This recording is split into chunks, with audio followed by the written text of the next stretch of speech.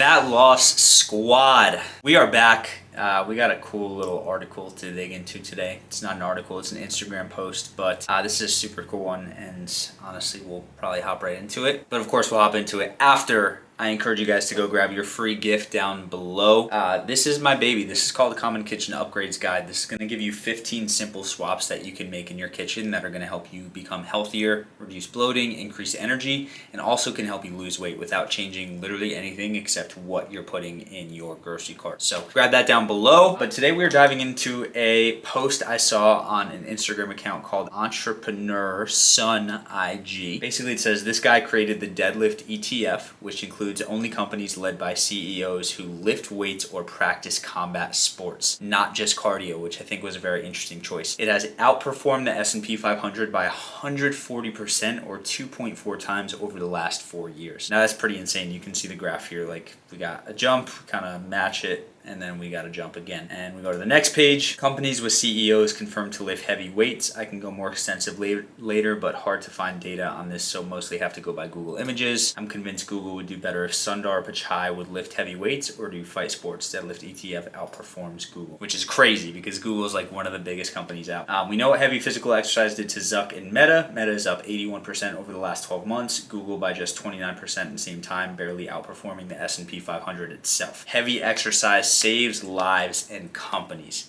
Now that is the biggest statement out of this article. Just to get into the caption, so this guy created a deadlift ETF, which includes only companies led by CEOs who lift weights or practice combat sports, according to the stats, so we know that. The tweet went viral on X, attracting more CEOs like the guy from Airbnb, the guy from Coinbase to join as they also lift. Do you think there's a direct correlation between lifting weights and company performance? This is crazy. My immediate answer is going to be, yeah, I do believe that. I really do believe that. The people who take care of their health and specifically do something like a combat sport or lifting do perform better and do tend to be better at success in general, whether it's business, relationships, health, finances. And the reason I believe that is I truly believe that lifting weights gives you such an advantage and it teaches you so many life lessons. There is a direct proportion of you lifting weights and you knowing how to work hard. There's a direct correlation between lifting weights and seeing results, right? You can't buy it. I mean, you could buy like fake BBL or anything these days, but in terms of like a real physique with real strength, you can't fool people with that. You can't buy it, you can't steal it, you can't do anything but earn it. And so when you have these CEOs that have these crazy big responsibilities, these massive companies to run, to prioritize still pushing yourself and still challenging yourself in the physical aspect, not only crafts your mind and disciplines your mind, which allows you to accelerate in other areas such as business, but it just makes you tough. It just helps you deal with the tough day-to-day of businesses. As a business owner myself, I know it's not all pretty pennies. From the outside, it can look that way.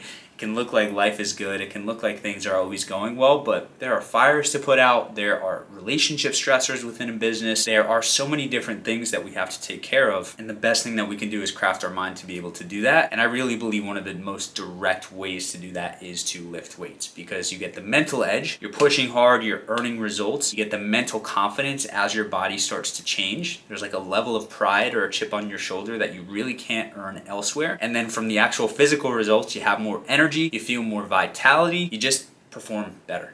Typically raise testosterone in the process as well. So I really do believe this stuff. I really believe that the people who lift weights and who make an intent to do so earn the level to perform higher in other areas. I've seen it in my life. I've seen it in our clients' lives. I just see it where people, when they commit to their health, they commit to pushing, it elevates every other area of their life. It's not just like an isolated incident. Let's read some of the comments here. So correlation isn't causality, of course. That's an argument for sure. Warren deadlifted 1,000 pounds when he made his first million. I'm assuming, I mean, that's definitely satire. Larry Fink does not lift heavy weights. Yeah, and of course, there's gonna be exceptions to the rule, right? Just because you don't lift weights, it doesn't mean that you're not gonna be successful. There are people who have the skill of business, who have the skill of self-discipline that don't lift weights. But I believe if you are not disciplined, or you do not have business savvy, or you don't have perseverance, which you definitely need for a successful business, I believe believe weights trains you to improve that. And if you're at a 2 out of 10, you can jump up to a 6 out of 10, an 8 out of 10. If you're at an 8 out of 10, you can jump up to a 9 out of 10 or a 10 out of 10. Whereas if you're just operating at an 8 out of 10, you're not teaching yourself that discipline. You may stay at that 8 out of 10. This is a good one. Even though I have my beef with BioLane, exercise improves cognitive function, not surprising. The 683 deadlift put me in the running for CEO. But yeah, I would love to hear what you guys think about this. Do you think that this is more just correlation, less causality? Do you think that there is a correlation and a causality here? Very, very curious as to what you think. But with that said, thank you so much for watching. And of course, grab this down below. Free gift. It's going to give you 15 swaps, guys. These are super, super simple swaps.